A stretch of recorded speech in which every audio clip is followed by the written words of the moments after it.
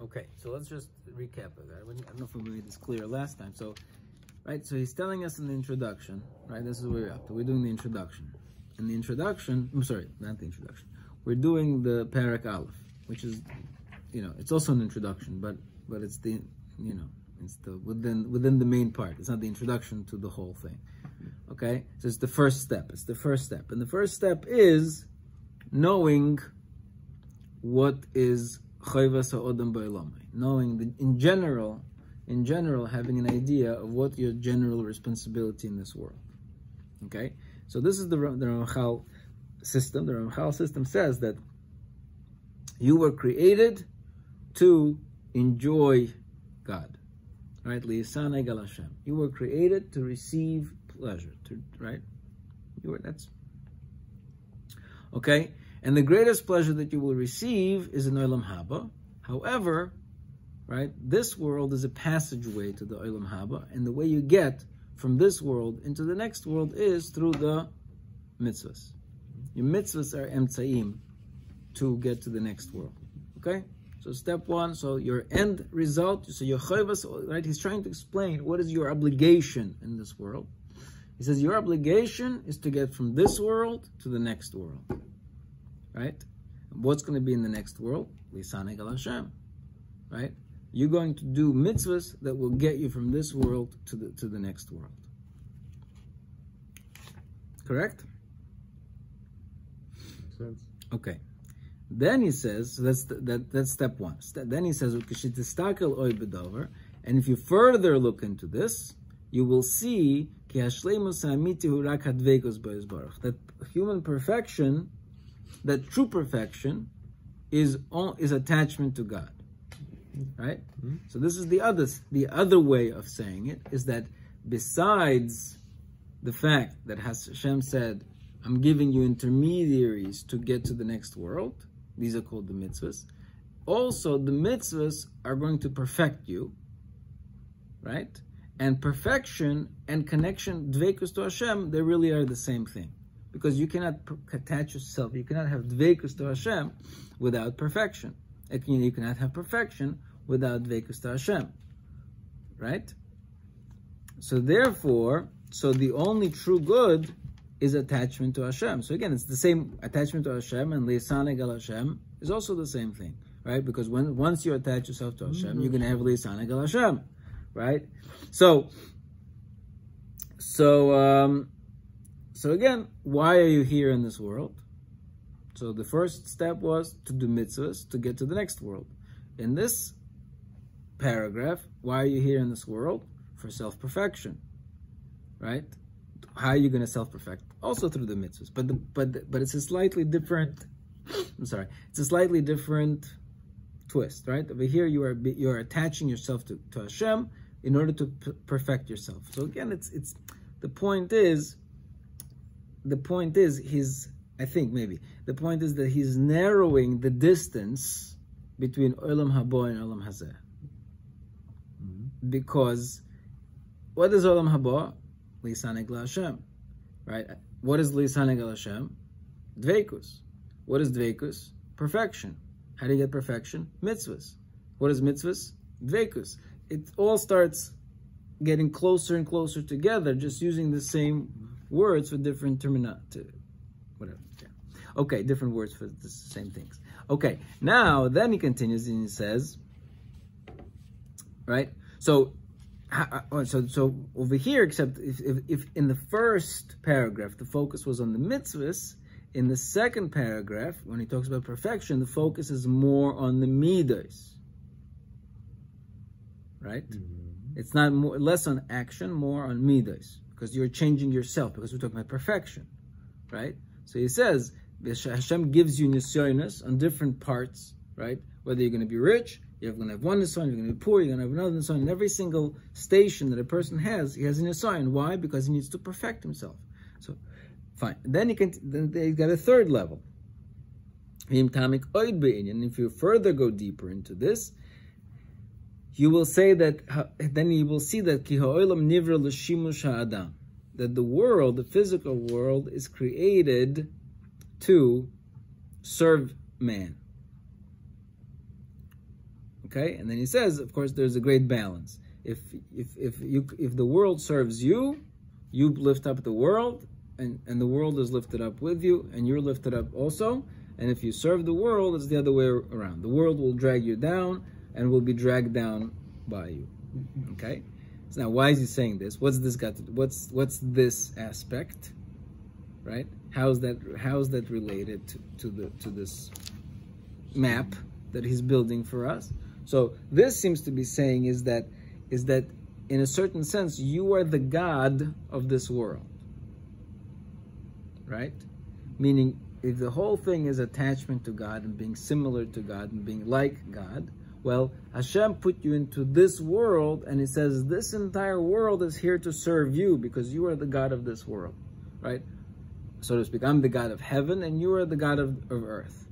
So if you uplift, right, I created you lower than me, so you could be uplifted and you could be connected to me. Well, you have it, the way you can connect to me is by uplifting the thing that's below you, right? If you uplift this apple, right, so you will uplift the apple and you will be uplifted also because you did a godlike thing. You took something and you raised it up, right? You didn't let it fall down. You picked it up. So again, back to the same idea that it's all about dveikus, it's all about connecting to HaKadosh Baruch Hu through either through mitzvahs, which are emtsayim, which are pathways to God, either through perfection, which is another pathway to God, or either through uplifting of the world, which is another pathway to God. So we got three pathways, but they're all achieving pretty much the same idea of becoming godlike. Correct? Okay, great. So now let's continue. So that's where that's where we left off last time. That, right, this is Yaakov Avinu and the 12 stones, that they all started arguing that he should put down his head on me, meaning that the world wanted to be uplifted by the tzaddik. Okay, now let's keep going. Right, and regarding this matter, our sages talk to us in the Medrash of Koheles. Right, you have it, sir? It's page 31. That's where I'm up to, page 31. At the top. And do you have it in your edition? It's right after the stones, Yaakov and the stones. Go on, I'll get it. Let me.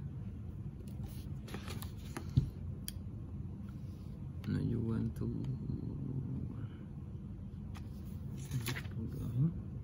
Here.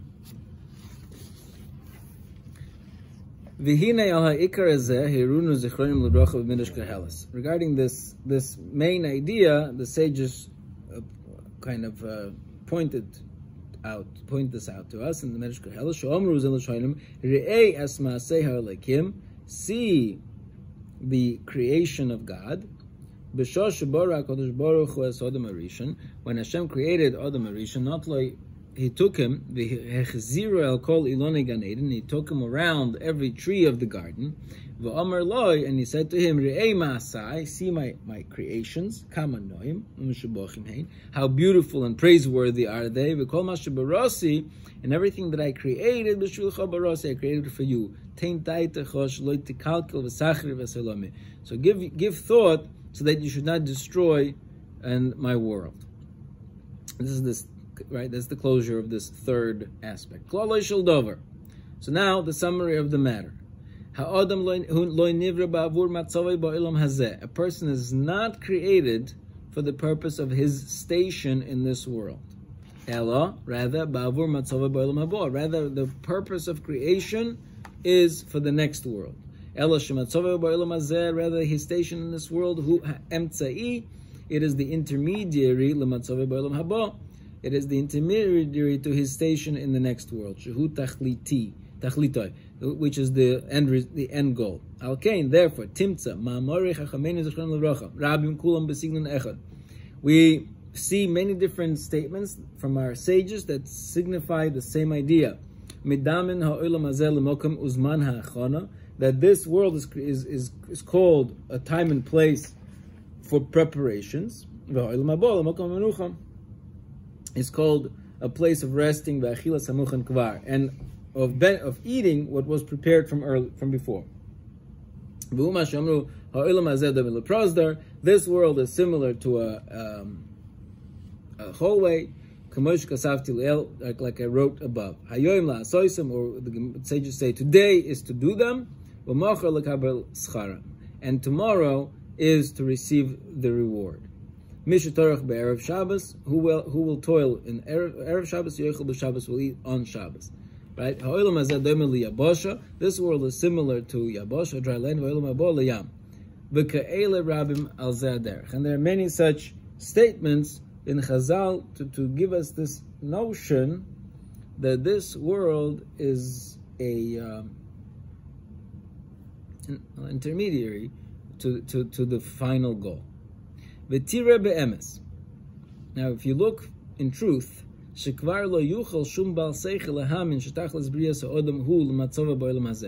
right? No, right? If you believe in God, you believe God created you, God created the world. He says, if you have any seichel, it's not possible for you to believe that your current state is your final state, right? It's not, that doesn't make sense. Because what is the man's life worth in this world? Which person is truly happy or satisfied and calm in this world, right? The days, there's a pasuk from Tehillim, right? Our days are 70 years, or 80 years, and they're mostly, toil and iniquity, right? So we see that every single person lives in this world, and he lives with some kind of issue. Everybody has his pekel, as they say. Everybody has got issues. Nobody's got a life of pure perfection and enjoyment. Everybody's suffering in one way or another. So if you're telling me that God, the perfect being, created us to suffer in this world, and that's the whole point, something's wrong with that picture. It just doesn't fit. Doesn't fit. Right? Become a minei tsar, where people live with so much tsar, v'chaloim, and sickness, and makovim, v'trodos, and damages, and trodos, meaning busyness, v'achar kol zois, and after all that, after so many years of suffering, hamavis, is death. Echad mini elef, you won't find even 1 out of 1,000 that this world provides for him lots of pleasures, v'shalva amitis, and true tranquility. V'gam hu, and even such a person, ilu yagil mea shona, kvar over a bottle min ha'olam, when he gets to 100 years, he's just completely, he's no longer alive. He's no longer alive. Right? Mm-hmm. So you see what? You see that this world is meant for something else, right? That's what you need to see. Right? So basic logic tells you that if you believe in the Creator, right, and you believe that this world is created, then your first question is, okay, so what is it created for? It can't be that it's created for this. It's self-understood that I am here to do something else, something beyond what I see, right? Right. So that's his key feature. So what is that I'm supposed to do beyond what I see? A, I'm supposed to do mitzvahs. B, I'm supposed to perfect my inner being, and C, I'm supposed to take this world and uplift it, right? Okay. And furthermore, if the final destination, the final goal of the creation of human being was for this world, then a person would not need to be endowed with a neshama that is so lofty. Neshama which is greater than the malachim themselves. Right? Again, I don't know what a neshama is. Okay? But Ramchal perhaps knew what a neshama is, and he's telling me that your neshama is way bigger than this world, right? So why are you, Kadosh Baruch Hu, why are you giving me this neshama which is bigger than this world if I can't implement this, so to speak, for the life of this world? Clearly, the neshama is doing something here. Also, it's accomplishing again that uplifting part, or that perfection part, or those mitzvahs part, right? Good. Furthermore, especially when you see that the neshama doesn't really get any satisfaction,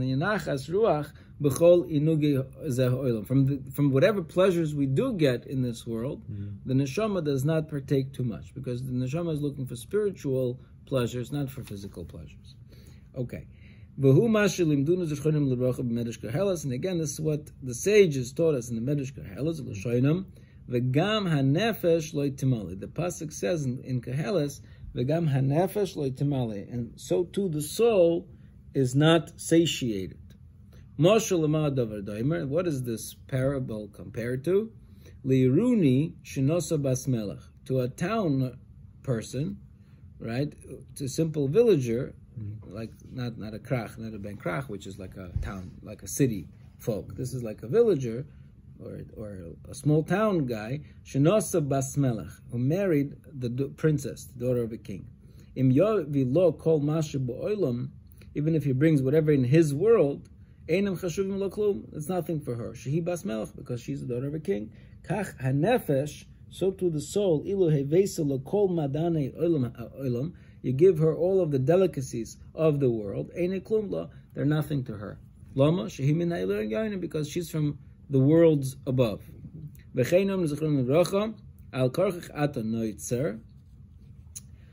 force you were created, and by force you were born. Because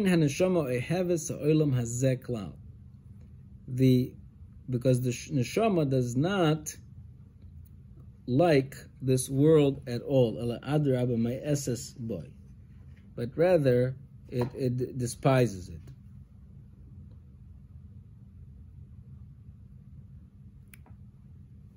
Just 1 second. Let's just look this up for a second. So, right. So this last bit is little interesting. This last bit is quoting, right. So again, so what is he telling me now? He's telling me, I'll give you another reason, proof that your purpose, you got to do something in this world, right? You got to do something with it. So the second reason is, so the first reason is, look, this world is suffering. So suffering cannot be the final end. Suffering is part of the plan. Maybe you have to uplift the suffering, fix the suffering, help with the suffering, the opportunity, right? And so on, fine.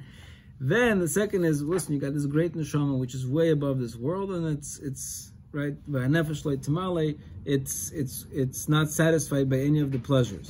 So first of all, the suffering. What about the pleasures? The pleasures also, you're not getting much out of it, because the bigger part of you, which is neshama, is not really enjoying those pleasures. Good. Now he says, and what's his proof?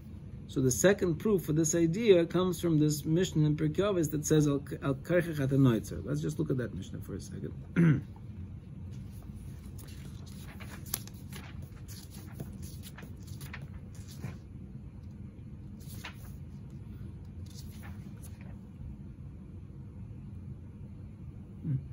Sorry.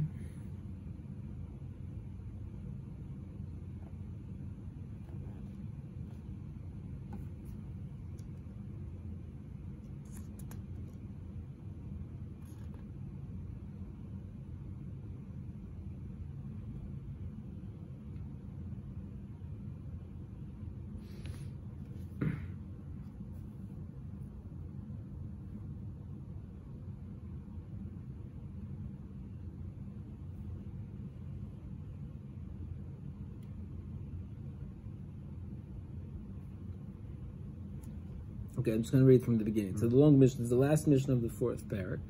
So Hu Hoya Omer, he used to say, this is Rabbi Elazar Kapor, Hu Hoya Omer, Hilodim Lamus, the born are to die, those that are born are to die, Mesim Lichayos, and those that die, they will be reborn. V'achayim Lidon, and the living will be judged.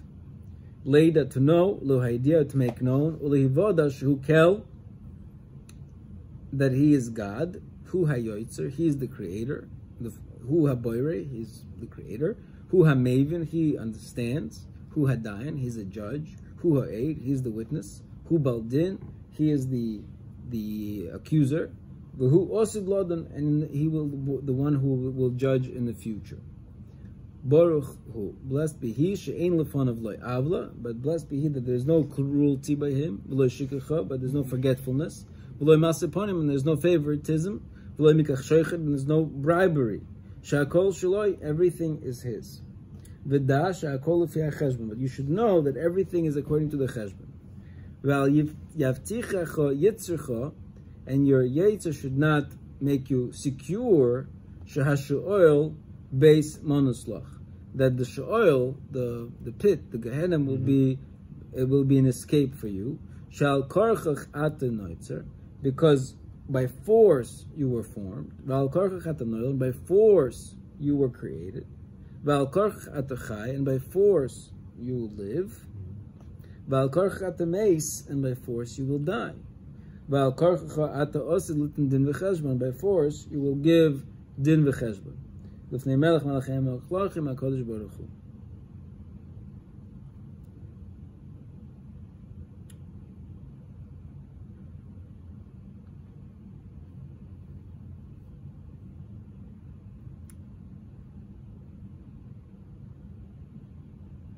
Right?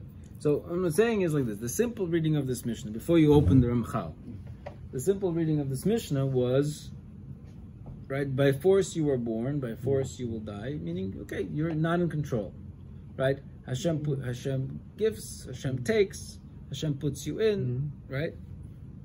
But if you look at the Ramchal, you see that there's a little slightly different twist. Because over here, he's saying, what is, like, how does he explain the words, by force you were born? What does it mean by force you were born? He's understanding it, the way he's understanding it is that Neshama does not want to be, to go into this world, and it's dragged into this world, and by force you were born means, by force this Neshama was put into this world, because it hates to be in this world. Right? So it's a different flavor